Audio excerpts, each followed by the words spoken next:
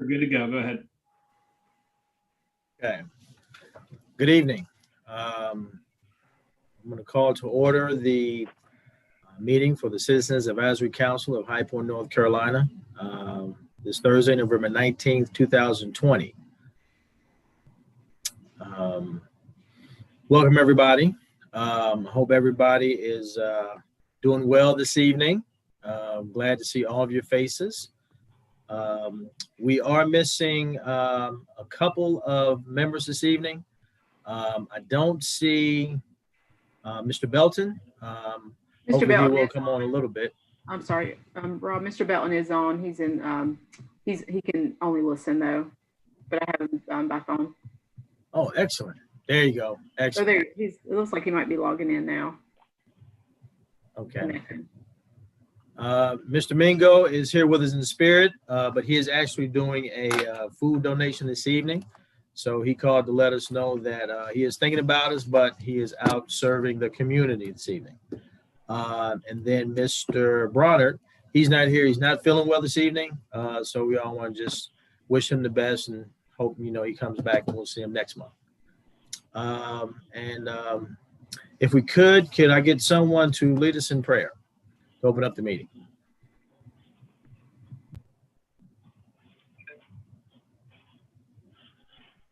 I will try.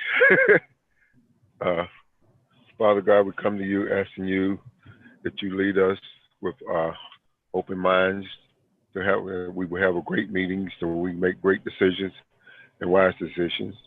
God, we ask you to help heal this country, heal our hearts and our minds. In your name we pray. Amen. Amen. Thank you, Mr. Davis. Okay. Looks like we don't have any minutes available on this meeting. Do we have any schedule of minutes that will be available? I don't know. It's hard to try to go through the tape and do those minutes. And so you guys can have to bear with me in actually getting those done, because they have all of them are typed up, like I told you guys before. But it's a matter of going back through the tape to make sure that the information that was typed up is reflecting what was actually said in the meeting. And so I had a set done for you guys, and somehow or another, I couldn't find it. IT couldn't find it for tonight. And so I'm going to have to go back through all over again and do it again. But hopefully soon you guys will be able to get that. Now, if somebody wants to help me, I can send you the tape and I can send you the copy of the typed minutes, and you can take your time and go through the tape and go through the minutes to make sure that things are actually there. So, but I'm, not like sitting down and doing them all in one block. It's in between whatever free time I have. Okay. Where are we up to now? I know we have October, September. Have we gotten into July or August yet? No, I got 2 sets of those. Okay. July and August, and then we have up until the last meeting. Okay. Anybody interested in dictating some minutes? Opportunities here.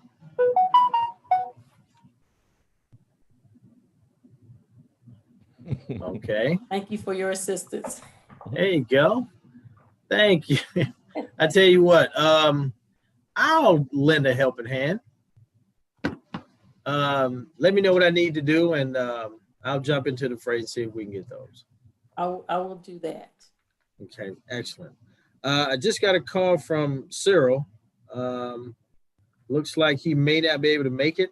He said he has a family-related responsibility, so we may be without our liaison this evening. Okay. All right, so moving on in the agenda, has everyone had a chance to look over the agency updates? Yes. Okay. And so are there any questions, any comments? We can do this one at a time. We just jump right into them. Agreed. I think we can do them one by one. Okay. So I had a chance to, look over each one of them. All of them seem to be on schedule or on some type of pace, being that the COVID has slowed a lot of it down.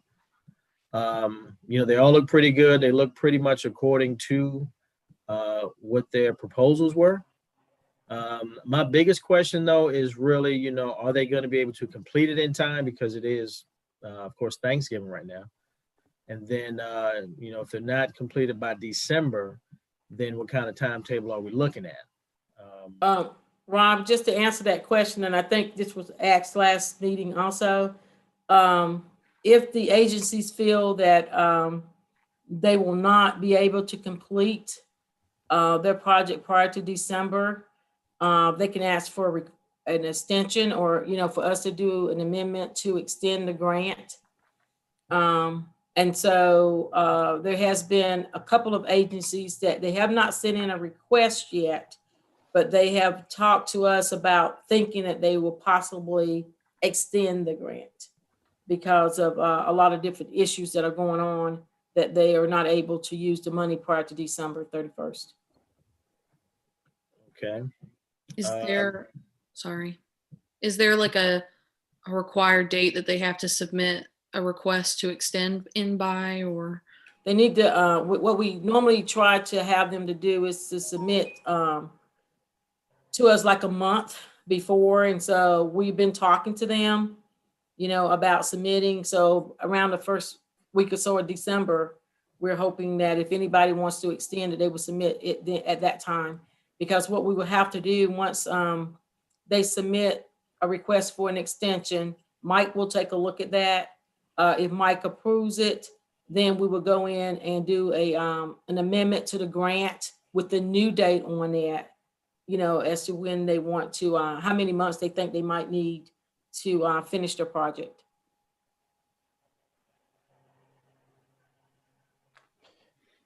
Hey, Michelle. Yes. When they ask for an extension, is there a drop dead date? Like, for example, if they needed a 3 months extension, would that be granted versus if they wanted a 6 months extension?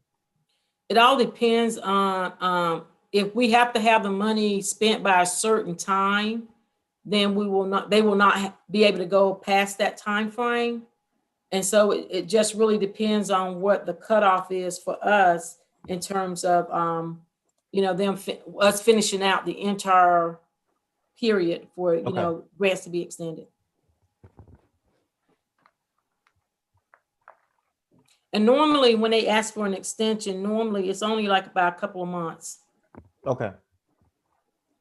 And they have to justify why, they want the extension.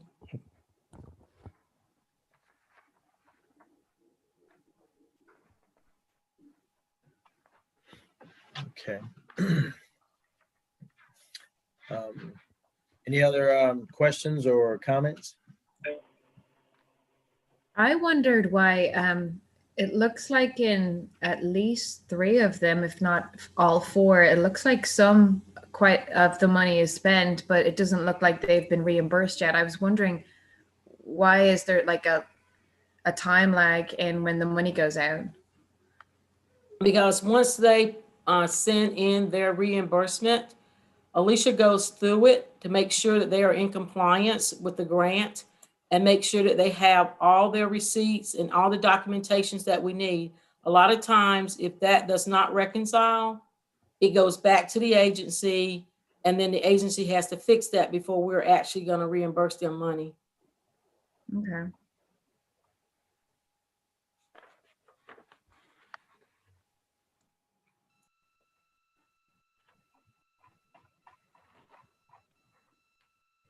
Well, again, group, like I say, everyone, looks like they're on a schedule. I know a couple of them say they may extend it. Yeah. But for the most part, for me anyway, it does look like that everyone is doing something. I know Hayden Harmon has put the stations out. I've seen those; they look pretty good. I think they're pretty much on schedule. Open Door Ministries. I know those are one of the ones that may need an extension. But there's a lot of people that are coming in for help, so they may actually reach their goal. Sad to say. As far as the senior resources of Guilford, I didn't have too many questions about it, other than, are they going to be able to reach their goals? Because there's a lot of things they're not able to do because of COVID. There's not a lot of interaction. There are some activities that they're doing, but it's not a lot, again, because of the social distancing piece and whatnot. So to me, I'm pretty comfortable with it, but if anyone in the group here, has any questions or concerns, now is definitely the time to, bring that up if you see any.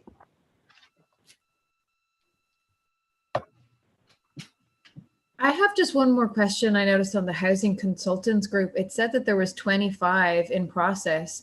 I just wondered why it was taking them quite some time, because it's already like November. I mean, it would seem that they would get a lot of applications, right?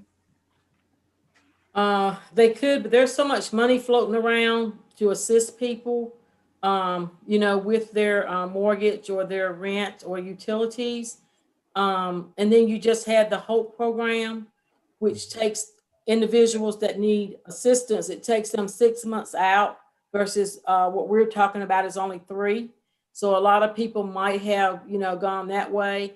And then the other thing is things are changing every day as we look at what HUD is requiring from us for COVID.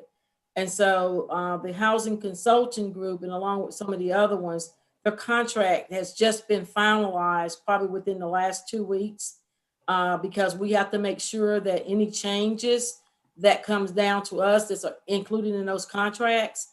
And so, so there's been a lot of different things that caused some of them not to be able to have their contracts on time, and some of them will not actually start the service until they actually have their contract in hand and signed.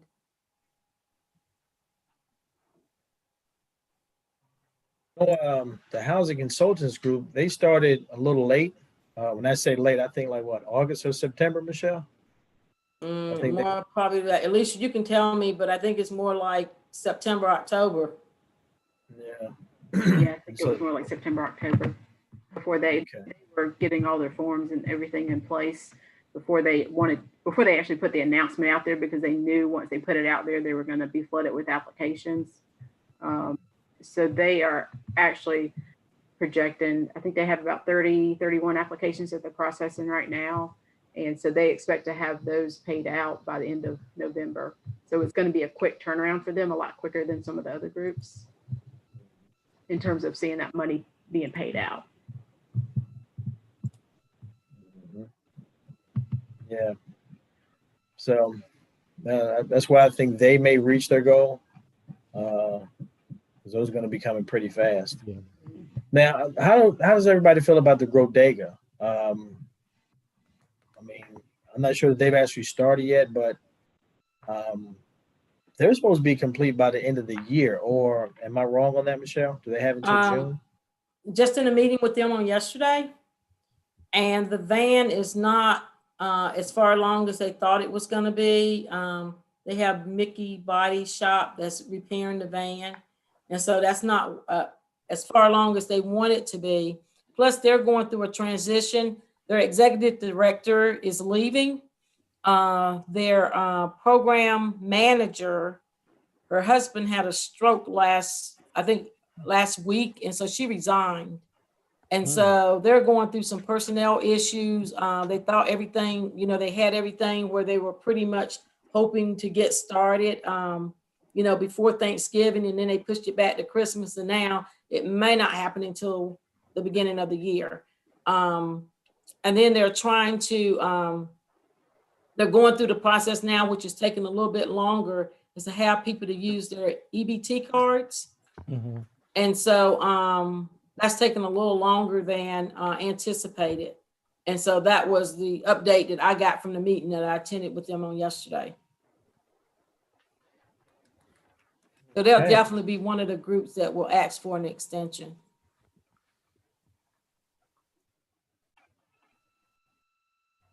Okay. So I can see two that will probably be extended. Do we have any from the previous group you think may also need to extend?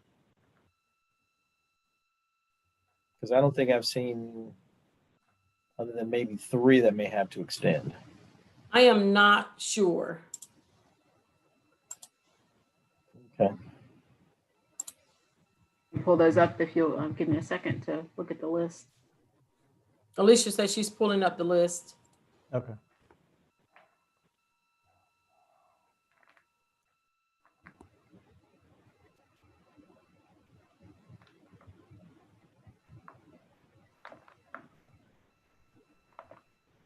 Human Health Services and Sickle Cell Agency will more than likely ask for an extension. They're really just getting underway the last month or so on their emergency assistance part. Everybody else is supposed to be on track. That would be Macedonia, Salvation Army, Boys and Girls Club, and West End will definitely probably finish. If they need an extension, it won't be more than a month or two just to finish out what little they have left.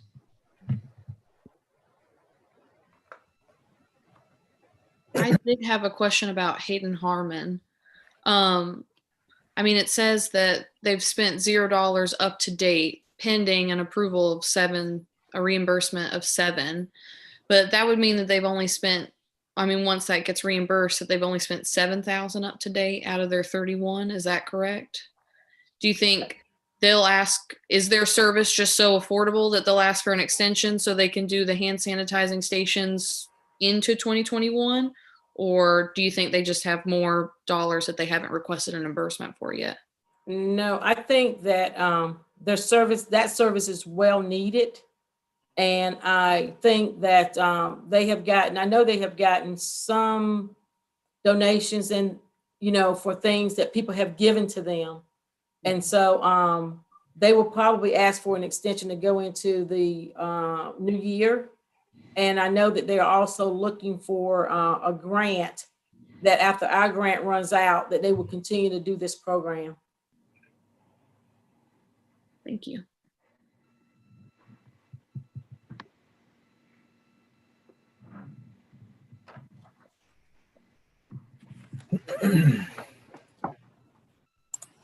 Okay.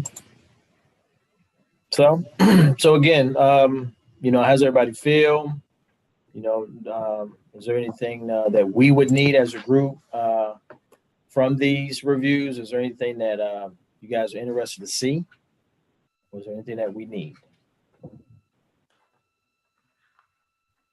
What, to get an extension, what kind of like documents? I mean, what does the request to get an extension look at? Like, they just have to write a letter on their letterhead, pretty much asking us to extend the grant and then pretty much justifying why the grant needs to be extended. I guess, I mean, I don't know if we need to see the requests, but I'd like to know who end up does. We can give you a list about who it is. Mike has the authority to extend any other grants where it doesn't have to come to CAC, but we can actually let you guys know who exactly was extended with the grants. Since most of the money has not been spent yet, what will happen with the money that's not spent from that budget? You're talking about from if the grant time ends and then some money is left over? Is that what you're talking about? Yeah.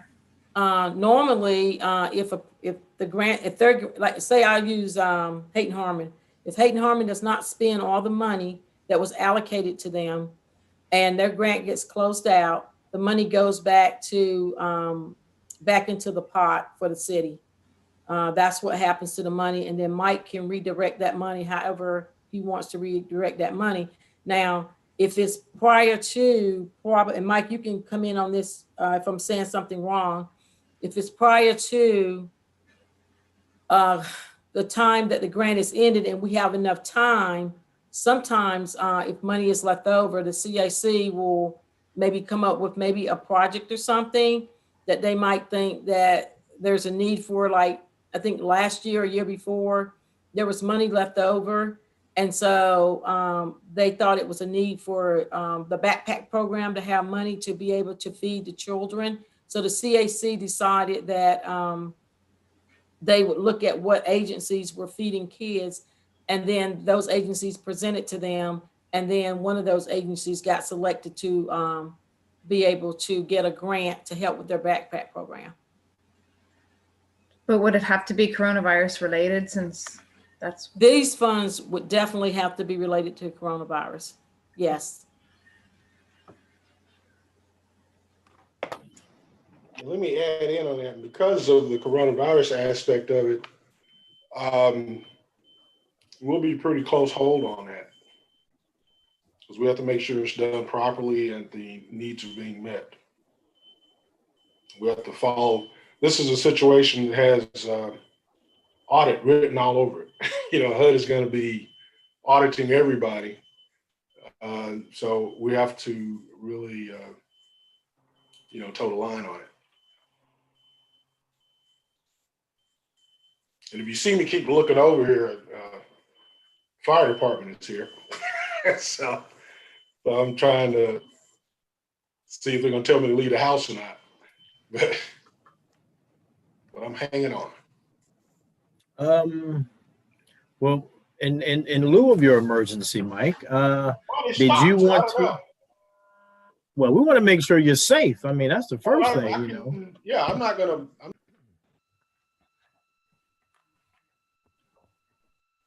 Come back. Uh-oh, he got the call, y'all. You may have to leave. Okay. I don't know if there was carbon monoxide in my house, I would just go on outside.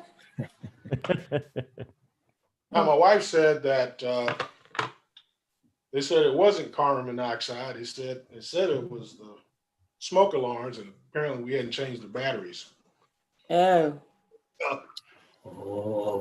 Prayerfully, that's all it is. So they stopped. So. All right, we're gonna keep an eye on you, buddy. Yeah. Yeah. Flames, in the background. Yeah. Okay. So we're gonna make sure to keep an eye on that left part of our screen. I'm sorry, right part of the screen, everybody. Anybody sees anything crazy, just let us know. Okay.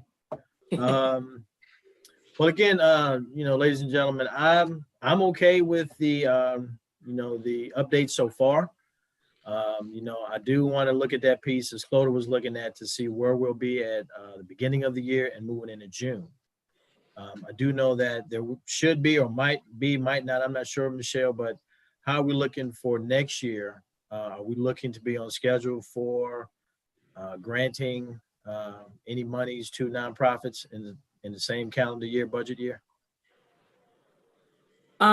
Yes, next year, yes. Next month we will actually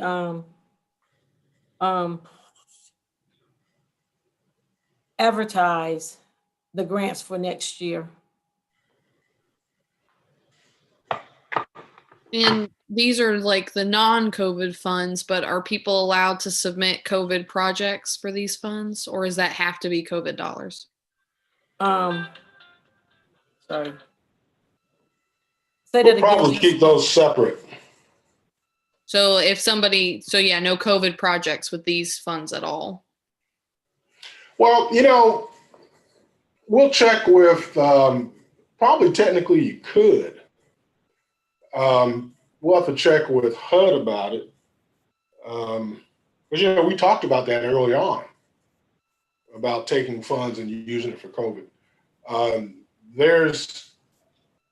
We'd have to check with them from a standpoint of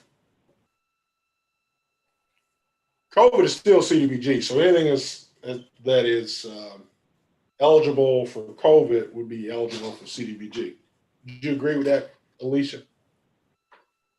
Okay. Are we okay now?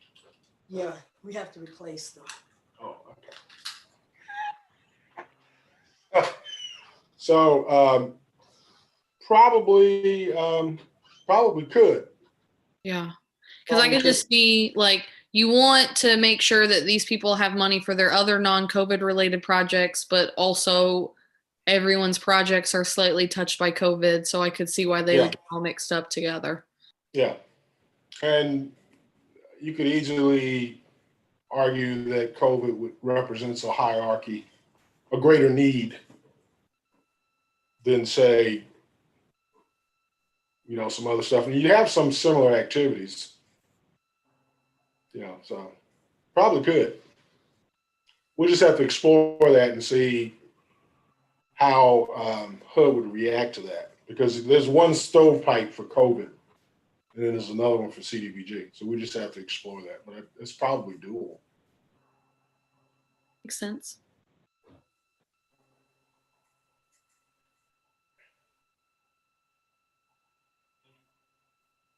And I'm sorry. So Michelle, you said those you're going to start advertising next month in December. So yes, we'll start advertising for the new set of grants next month.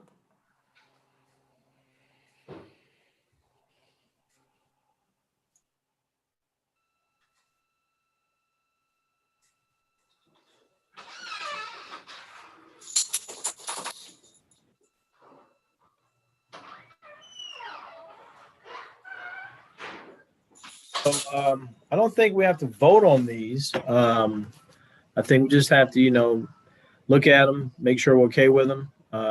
You know, if you guys are okay, and, you know, I would say let's accept them, see what happens the remainder of the year, and see who comes up needing some extra time. But if I'm wrong, Michelle, Alicia, do we have to vote on these, or these are just reviews, right? Just updates? Okay. They're just updates. Okay. You guys wanted to have an update of the group, and so these are just updates on those grants that we actually gave out for the coronavirus. And I think that you asked that when the you wanted another update on these once they have finished their projects. Yes, absolutely. I know I definitely do. So again, if you guys are okay, you know, we'll go ahead and accept these. I think they look good. And then we'll just move ahead to our neighborhood meetings. Does anyone have a report they want to share with the group on any meetings that they've been to? I went to the Washington Street neighborhood meeting. I thought it was a good meeting. They were planning their Thanksgiving grab and go, which was tonight. I wanted to volunteer for it, but I decided not to. But overall, I was impressed with the group. I mean, they didn't get into any like real neighborhood issues or anything like that. It was definitely, for me, just an introductory meeting for me. But they were planning that event, and overall, I was pretty impressed with them. They've done it before, and it sounds like they actually do it at a pretty big scale. It's an elaborate operation that they pull off. They get a lot of volunteers for it. So I thought that was really impressive. It seems that they have a lot of resources as a community, know how to tap into them, and get a lot of good volunteer help. I wish I could have seen the operation tonight. That would have been cool. But I mean, they were, you know, I guess they normally feed the community for Thanksgiving, those who need it, with kind of like a drive up dinner. And they were, you know, making COVID adjustments to it, to make it like a drive through where you just grab and go kind of a thing, instead of, I guess you normally can sit down and eat there. And they had, you know, an offsite kitchen where they would package things up and things like that. So I thought it was pretty cool. But again, they all seemed like a great group.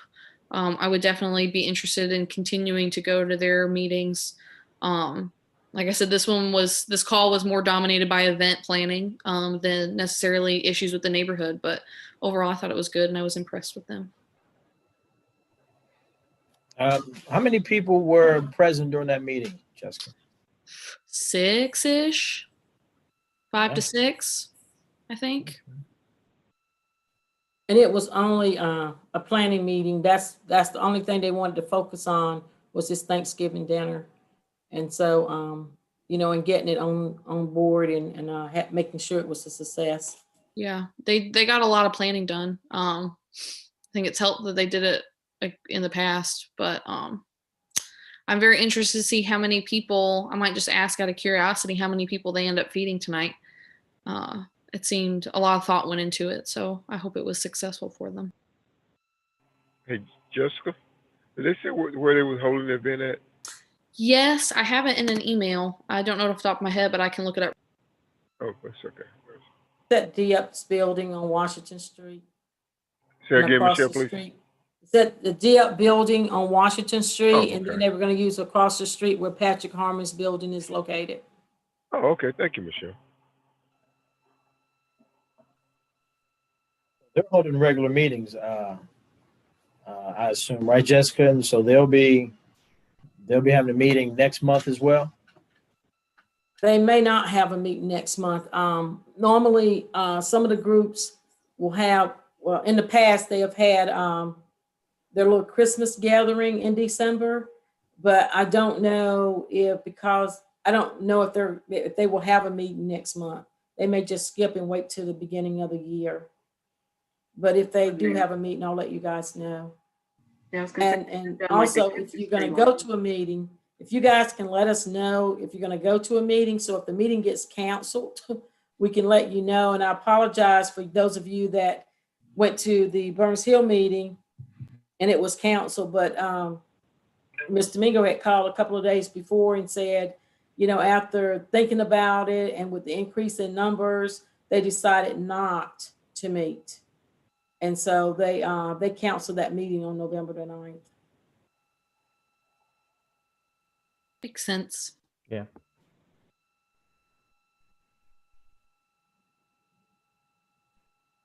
Thank you, Jessica. We appreciate that report. And I think we have another neighborhood meeting from Oakview. Can we get a report from that one? Yeah, I'd like Chloe to chime in because I was not able to make that one, but I believe she was there.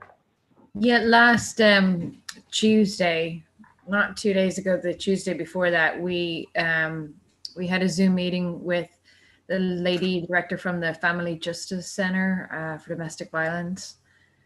And I think Jim was talking about he wanted to organize a tour. I'd really like to go too.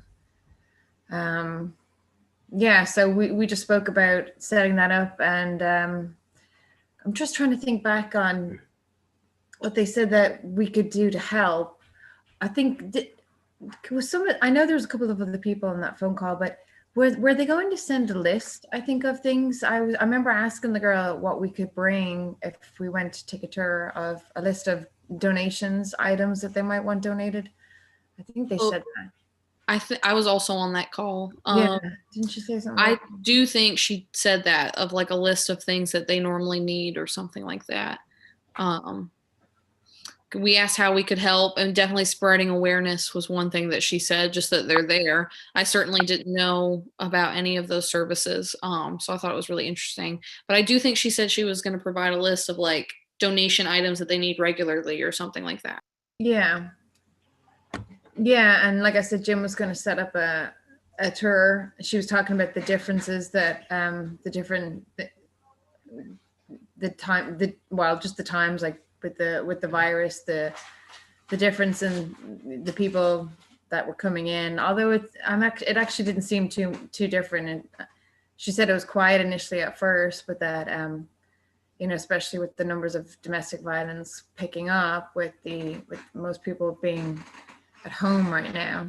So we spoke a little bit about that, but yeah, that was last week. And I know that there's another food project going on that I haven't really been involved with, but last week, Jim and I did meet with Jackie from Diep. We were handing out some prizes for the art contest that the boys and girls had completed about a month ago. So that was last week. And there's a food project going on. I don't know too much about that. If somebody else wants to talk about the food project. Yeah, sure. So we met on this past Saturday at the Oakview Rec Center, and we were able to put together some boxes for those families that we have on a list that we're going to do food distribution to. So Jessica was there too, so she can chime in too. But yeah, we were able to put that together, and I believe we should be, I think it's next month, we're gonna get more donations in and put that stuff packaged together and make that food distribution next month.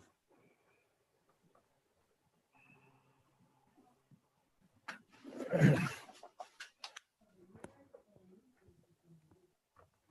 right, good deal. So you guys at Oakview, you guys are holding regular meetings, right? Are they in person or are they virtual? How are you guys doing that? Virtual at the moment. It's my understanding. I haven't been doing it very long, but that we used to meet at Oakview Rec Center, but since COVID, it's all been virtual. Okay. Yeah, I think Jim said starting January he wanted to take them to the rec center, but yeah, I don't know. We'll see. It just seems like numbers are higher than ever, so we'll just have to see what January brings. Who knows? We might be on a lockdown or something. Yeah, and I think I am scheduling the groups that meet at the centers. I'm scheduling their meeting dates, and it's only going to be if the center is open. So if the center is open, then they will allow the neighborhood groups to come in and meet. Mm-hmm. But if the virus continues to increase, that y'all will probably still be meeting virtually. Okay. Okay.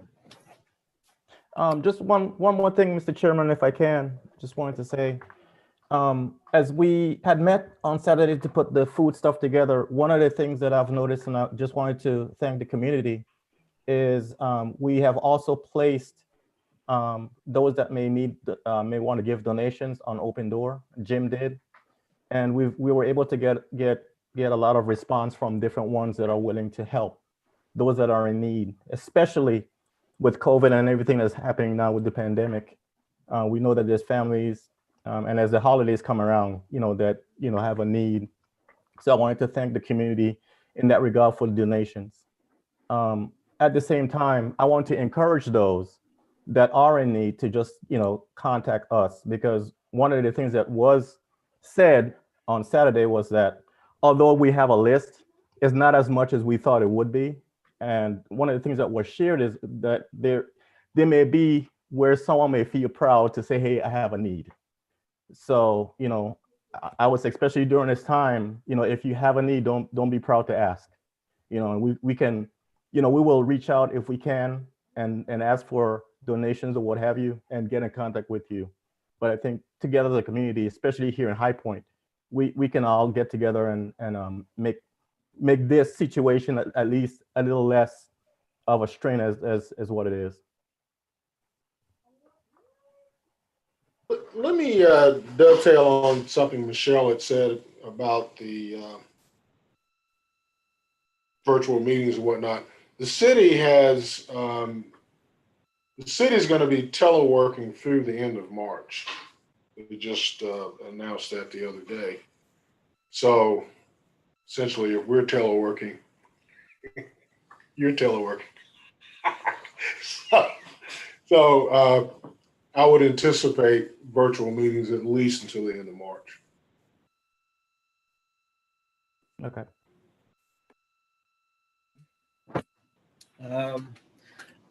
Thank you very much, Orel, for the update from Oakview and, the resources that you have. There will be, I think, some needs that we will need to address as a community, not just as a CAC, but as a community coming up in the next couple of months. So I thank you very much for that. And, if everybody can, just continue to be vigilant as we are. I know these are some tough times, but, I just appreciate everyone who's involved, Orel, Jessica and Clodagh at Oakview. I know you guys have been doing some things. Myself, the rest of the CAC, just be involved where we can. Make sure that we can get resources to people in our communities because it's going to be crucial this Christmas. So, again, I just want to thank you for that, Orel, and appreciate all you guys that have been out there on the front lines, even if it's teleworking. Thanks, Mike. We need that also. Yeah, you know, I thank you guys for that. And I'm in the office every day. You're welcome to come visit. I'm the only one there. But I'm there every day. What do you mean, in City Hall? Yeah. Oh, okay. I go in every day. I hold it down. Okay. I don't know. Maybe we can, I don't know, schedule a lunch, you know, your treat, you know. I haven't gotten that brave yet. I still do takeout. We can take out plastic sporks. I'm good with that. Okay. All right. So any other reports from the neighborhood meetings? Okay. Excellent. Moving to new business. Does anyone have any new business they'd like to share? Any updates on anything?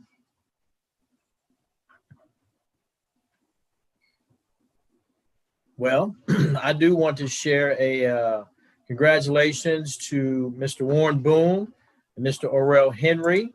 They are recent graduates of the project board development that I myself was also part of with United Way. So give those guys a hand and congratulations. They are now certified board development specialist. We had a graduation on November the 10th at 6 o'clock. So I want to wish a big congratulations to those guys. So what does that mean? What's a board develop? What is that? We now are board certified to do what we do.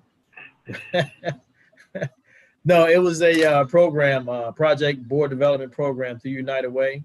So just talked about, you know, responsibilities of board members, how to be a better board member, and just some activities we went through to see how boards work.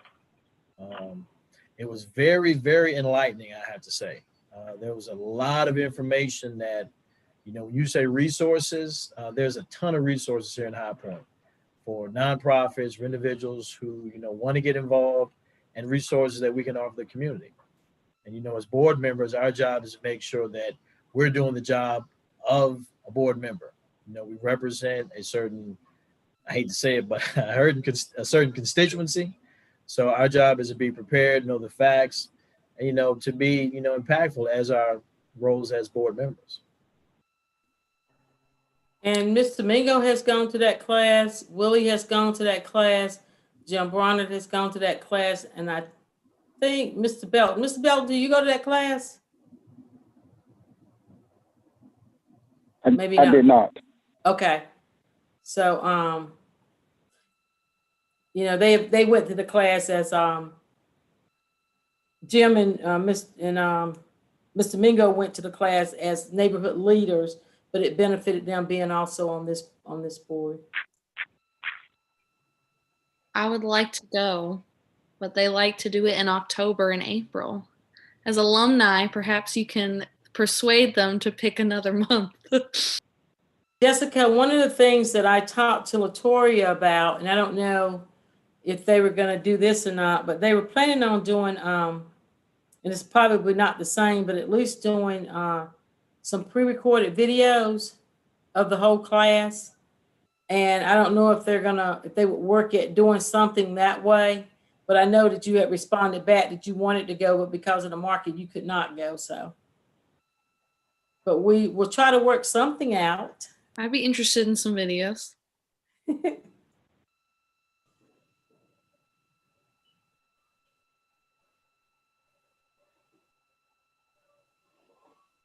Anybody else? Any new business announcements?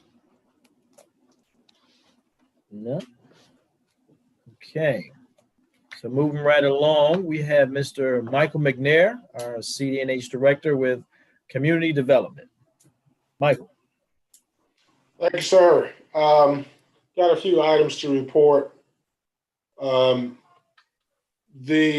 Senate has finished its markup. I don't know if you're familiar with the process, but they'll do a bill, House does a bill, Senate does a bill, they mark it up, and then they come together and reach some kind of agreement.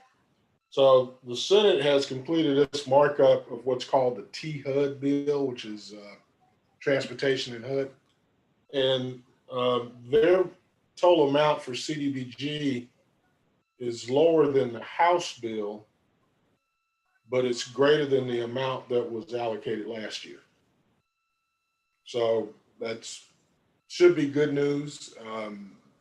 The probably will settle somewhere in the middle.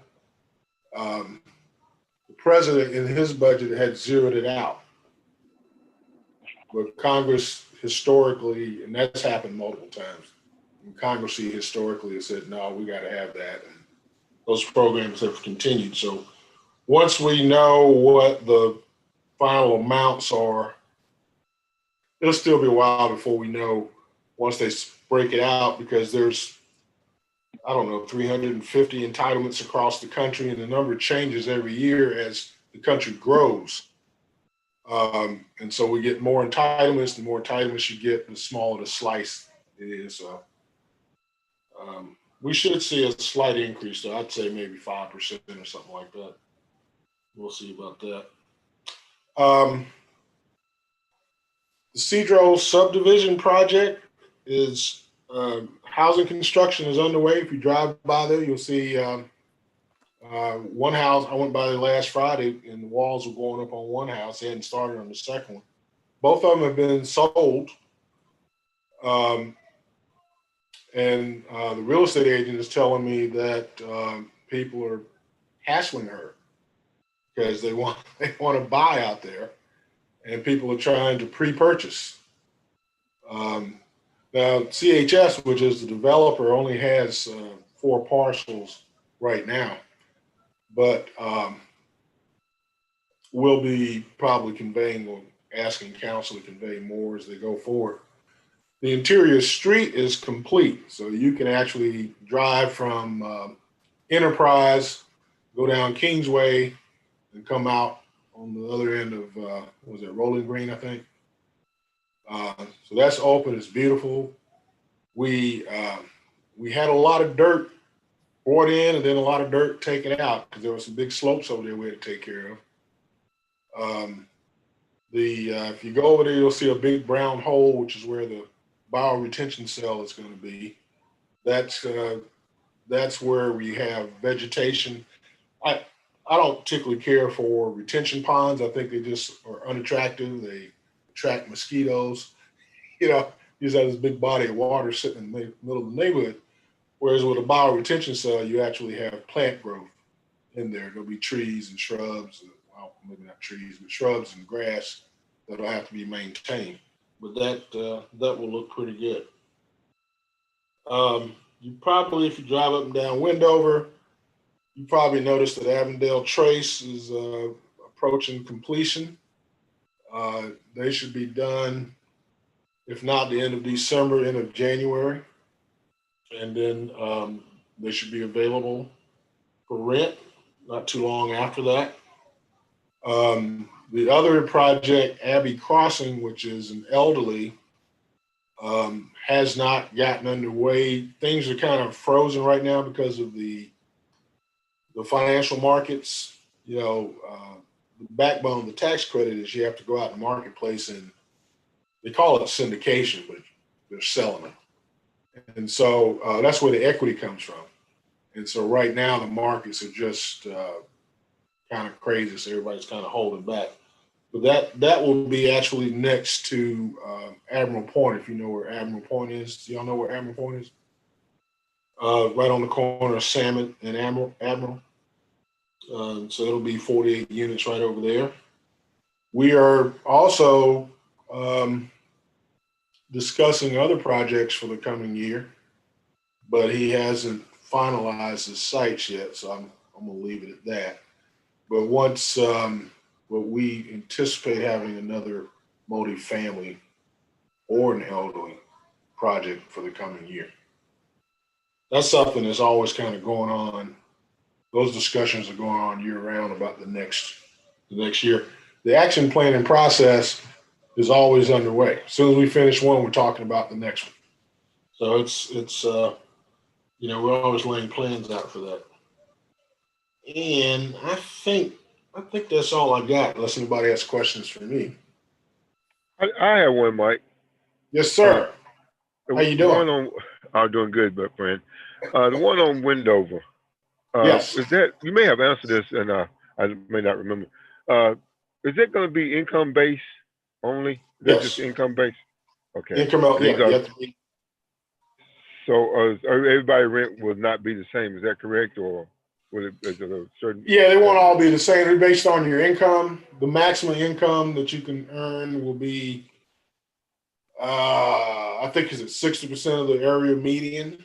So you get into all those. Remember, we showed you all those income charts. So if you a single person and you make, say, 20,000 a year, and you're a single person and you make 30,000 a year, your rents will be different, even though it's the same unit. Right. You don't know. It's based on the income that you make. So what highest rent would be what, like 600, 500? You have an idea? Well, that would be a mixture of 2 bedrooms and 3 bedrooms.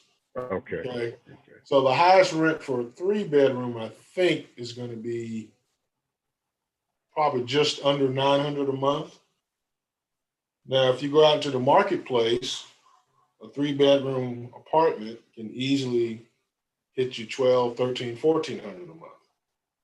I'm talking about a real, market rate stuff. So he's competing against market rate. And I won't say it's funny, but they get people all the time coming in wanting to rent, and they're like, no, you make too much money. I'm sorry.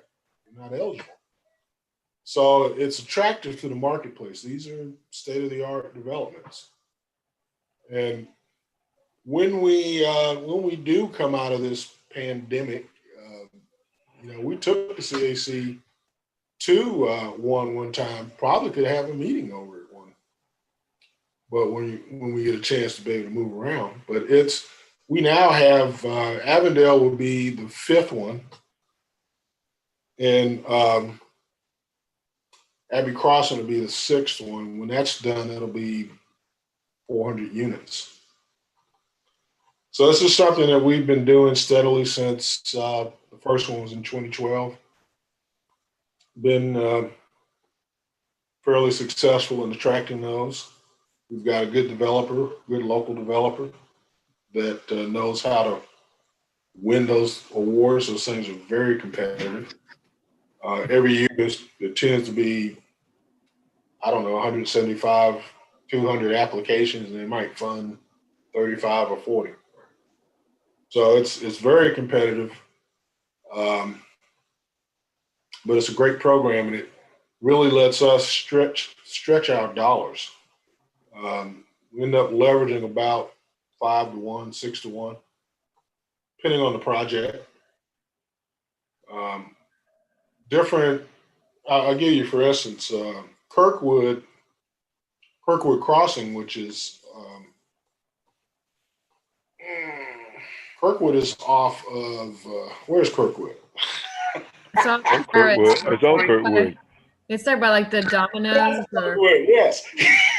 It's on Kirkwood. It's off Kirkwood. It's right in front of the Domino's over there. That particular project, we put $2 million in it. And the reason that we needed so much money to go into it was that, and those of you who've been around here a long time may know about it, apparently found out there was a building buried in the ground on the site. And so it needed a lot of site work. And so to make that application competitive, they asked us for that amount of money. Typically, we're looking at $600,000 or so per project, but that one was $2 million. I think Addington Ridge Hartley might have been 1.3 million. I can't remember which one is which, but we have we've been pretty successful with that. And actually, I participated in a HUD webinar last week. There was a webinar on how to use Section 108 to leverage low-income housing tax credits. And there were 3 cities on the webinar. Sacramento, Kansas City, and us. So we have been acknowledged as somewhat of a trailblazer. I think we were the first city that started doing that. So that's been good. You know, I get calls from all across the country. People ask me, how do you do that? How do you do that? So it's a good program. I think that's all I got. Anybody got anything else for me? How does a building get buried in the ground? You know, I guess they demolished it and then just smoothed it over. I think it used to be a shopping center or something. Who's been here a long time? Willie? I don't mean to. I'm not suggesting. I have, but I can't remember exactly what it was there. I really don't. So it was But I like appreciate this. it was Was the it- remnants of a building. It wasn't like a fully constructed building. Well, I think they demolished it and didn't take it off site. And then just kind of worked it into the dirt. You remember, Willie? I understand it was there in the 70s. Mingo would know. He's not here. What about you, Mr. Belton? Need to unmute, Mr. Belton. You remember? Hello? Yeah. No, I do not. You don't? You weren't? Do you remember? You know the site we're talking about? Yes, down from the, Behind the you still bank. talking about, from where? Behind the bank on, what is it, Ferris? Yes, behind, The Paris and Kirkwood. Ferris and Kirkwood? Harris Theater down the street from the, city utilities. Yeah. Yeah, Parks and Rec. I do not remember. Okay. I remember us visiting that site. I do remember that. Yeah, But I don't I've seen it on. I don't know if you guys ever use the Point, which is the city's GIS program, but you can actually go back and see older maps, older pictures. You can go back as far as I think 1928 or something, and we were able to go like in Southside. We were showing them what their neighborhood looked like 50 years ago. You know, and you could see, you know, where houses were that aren't there now, and you know, all the stories that people tell. And it's pretty interesting. I have to look at that and see what was there. But there was something there. That was my only question. Okay. Any Willie, you always good for two, man. What you got? That's it for right now. I appreciate it. Okay. Anybody else for me?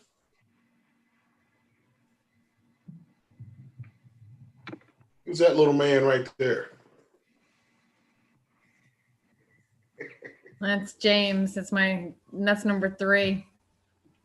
How you doing, James? All right.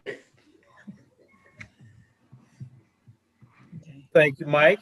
We do appreciate that report. And anybody else, you know, any comments, questions for Mike? Okay, excellent. Well, we don't have anything from Mr. Jefferson. I don't think he's going to make it this evening unless he is somewhere and we don't know. Actually, I got a text from him. I sent him a text to make sure everything was okay. He said that his wife sent him on an errand and it's taking much longer than expected.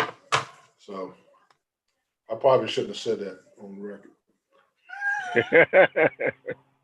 Duties of public office. Taking care of the community. Good job. Yeah. Well, I guess we'll skip the council updates for now.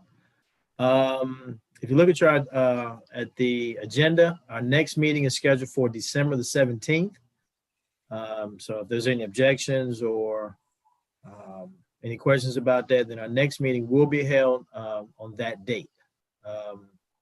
Do we have any other announcements?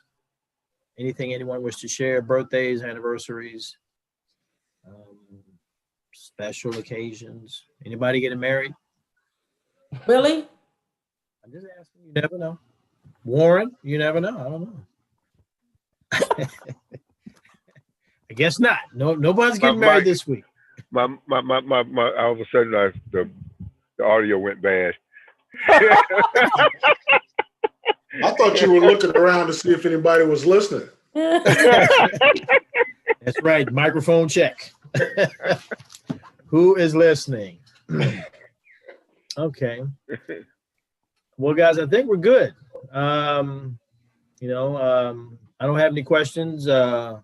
Michelle, Michael, Alicia, you guys have anything from community development? Anything else? Well, I was just wanting to share with you guys that even though we're not able to be in the neighborhoods and go out through the communities, we do have students, Barner students from High Point University that is assisting us in talking to our neighborhood leaders to find out, what they need to help them, with any flyers that they may have, to help them update their bylaws, their brochures, anything that we would have normally done if we were actually on boots on the ground with our neighborhoods.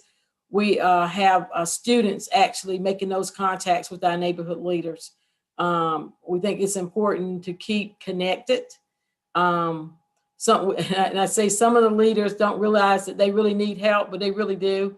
And so the students are, just continuing to talk to them and gather information to help them be able to do some of the things that they are actually, working on, the things that they need to look for in the future. And so we are still staying connected to the neighborhoods. From time to time, I will pick a couple of hours and I will make phone calls to all the leaders to make sure that they're okay, so that we can make sure that people are connected, that people don't feel isolated, and that they are actually talking to someone else.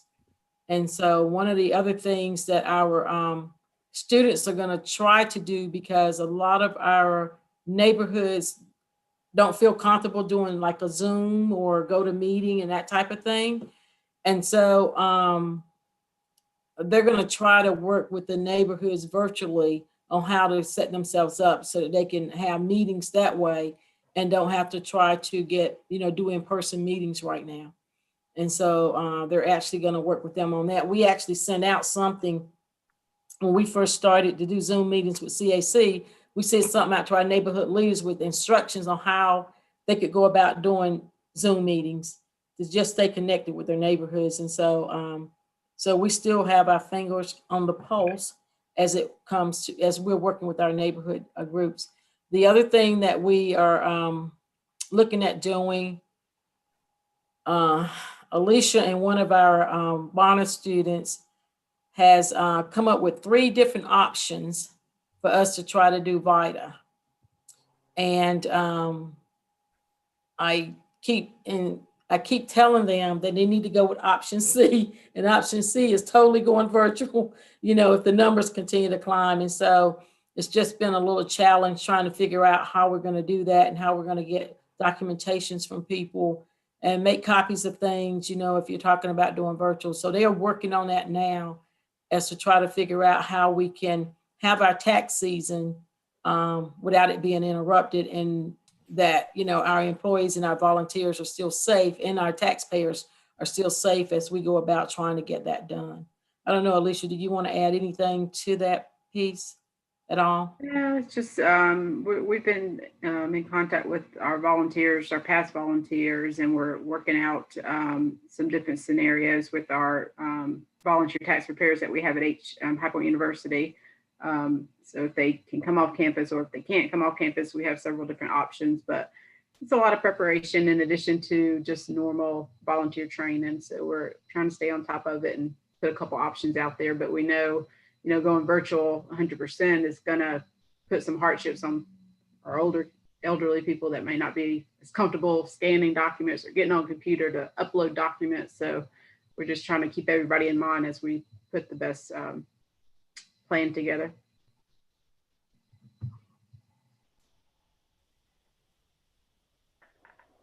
Like tax season is going to be on time. What was that, Robert? All right, can you hear me? Yeah. Yes. I said, looks like tax season is going to be on time, if nothing else. Oh, yes. We'll And definitely be on time. I'm assuming you guys know this already too, but there's a lot of like awesome scan apps. I didn't even know about, I like the Adobe one, but I didn't know about it until COVID. And now half the time I use it instead of using the scanner that's available to me. Yeah, we're looking at all that and portable scanners and different software that will make it easier for us to hopefully, if it comes to worst case, that we'll be able to still operate.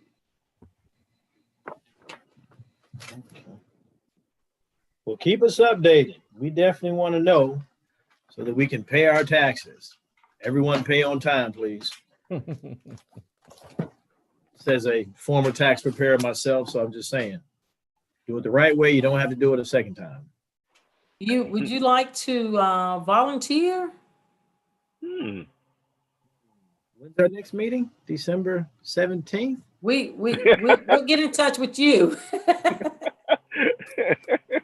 Oh, yeah. Well, you know what? Sure. Why not? I don't have a problem with it. Yeah. Any of you, if you would like to volunteer to help with taxes, just let us know. And we will make sure you get the necessary paperwork to get you trained to be able to volunteer with us. Yeah, we'll be doing a couple of virtual, just general information, getting started sessions in the coming weeks. So we'll definitely send the information out. Okay. Things. All right. So, anything else from anyone? Anything? Then can I get a motion for adjournment? Yes, I move for this meeting to be adjourned. Second. All right, meeting has been,